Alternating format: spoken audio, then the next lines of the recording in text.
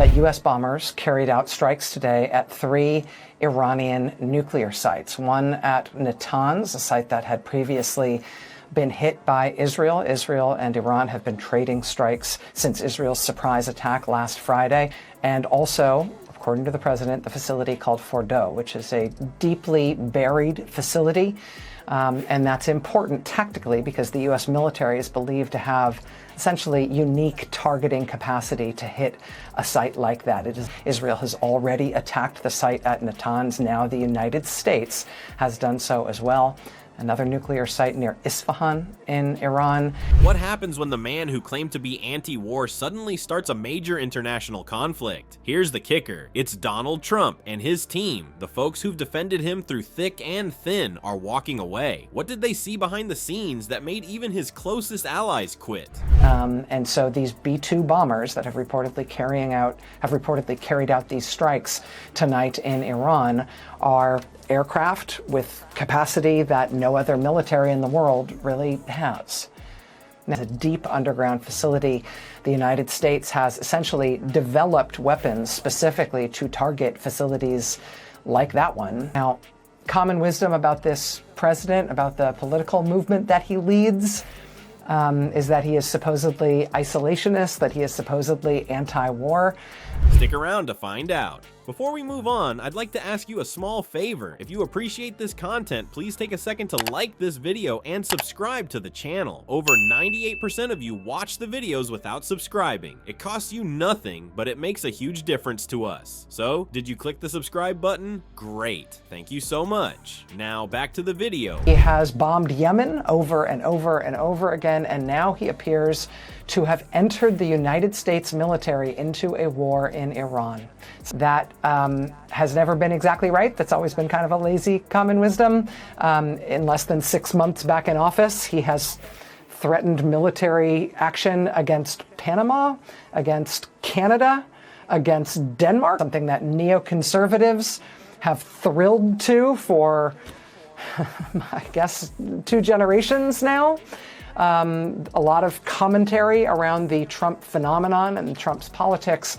Remember when Trump branded himself as the America First president, swearing to keep the U.S. far away from costly foreign wars? Well, looks like that promise went out the window faster than a MAGA hat in a hurricane. Donald J. Trump, the supposed anti-war president, just ordered devastating airstrikes on 3 Iranian nuclear sites: Natanz, Isfahan, and Fordo. These weren't your run-of-the-mill bombings either. Oh no, we're talking B-2 stealth bombers here, military aircraft built specifically to handle the kind of deeply buried bunkers Iran uses. And because nothing screams peace like explosions, Trump hopped onto Truth Social immediately after and posted, "We have completed our very successful attack on the 3 nuclear sites in Iran. Now is the time for peace." Fired off a post like he's announcing a sale at Mar-a-Lago. But since 1979, the U.S. military has not engaged directly with Iran.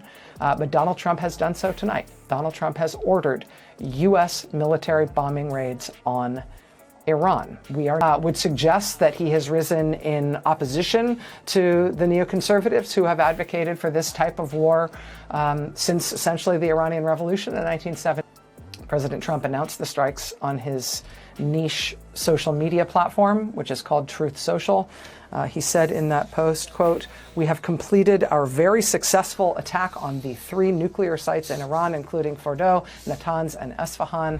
The irony? Trump, the self-proclaimed ultimate deal maker, just smashed decades of U.S. policy right out of the gate. Since 1979, presidents from both parties had steered clear of direct military conflict with Iran. Even in tense moments, like the tanker attacks or the Soleimani strike, escalation always stopped short of full-on bombing nuclear facilities. And yet here we are, with Trump skipping over diplomacy like a bad track on a playlist to jump straight into an airstrike remix. It's almost like firing a flamethrower into a forest and calling it forest management. The president completely was arguing in a lot of his meetings with national security advisors that he was worried that there could be exposure to or retaliation to U.S. military personnel or U.S. interests abroad and also at home. And now, to make things even weirder, Trump's own intelligence community, led by Director Tulsi Gabbard, had reviewed Iran's nuclear program and found no evidence they were actively building a weapon. Nothing. Nada. And yet, just 24 hours before the strikes, Trump dismissed their findings entirely. entirely, calling them wrong. Typical Trump style: create the mess, ignore facts, and then act like he's the hero cleaning it up. But to say this move shocked the world would be an understatement. It didn't just blindside global leaders, it stunned Trump's most loyal inner circle too. And as the fallout began, it wasn't the Iranian government making the loudest noise. It was Trump's own staff slamming the door behind them. If you thought Trump's staff could survive anything, think again. These are people who've stuck with him through scandals, impeachments, accusations, insults, and even the infamous Sharpie hurricane map. But somehow, bombs in Iran, that's where they hit their limit. The White House has seen a lot of chaos, but after Trump's surprise strike on 3 Iranian nuclear sites, his inner circle wasn't just rattled, they bolted. And the question is, what happened behind closed doors that made them finally say enough is enough? For years, Trump's team managed to weather one disaster after another, sticking around like duct tape, holding together a crumbling building. They were his loyal soldiers, defending him despite constant blowback. But this time, it wasn't just the press or public backlash they feared. Something about the Iran strike screamed chaos at a level they couldn't manage. The Exodus had all the speed and precision of rats jumping off the Titanic, except this ship was captained by Donnie Diapers steering straight into an international meltdown.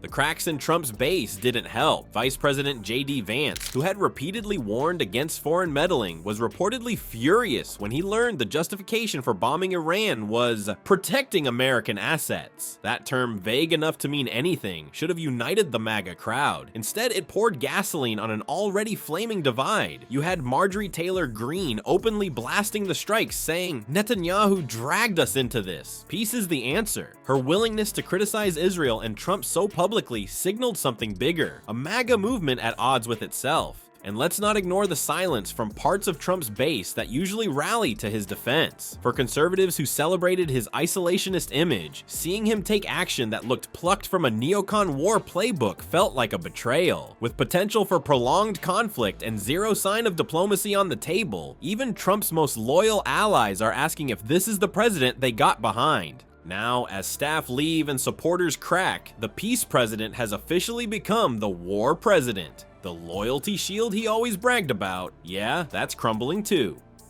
Trump's decision to bomb Iran, pitched as a step towards peace, has thrown his presidency into pure chaos. The move didn't just shatter decades of US policy, it fractured his own political coalition. MSNBC described it bluntly: a real question for the base. And that's the problem. The base that excused everything from Russian praise to Sharpiegate is now wondering if this was genius strategy or reckless ego. So what do you think? Was this a calculated masterstroke or another Trumpian misstep? One thing's clear, this story isn't over. The fallout is just beginning, and the question is, who will abandon ship next?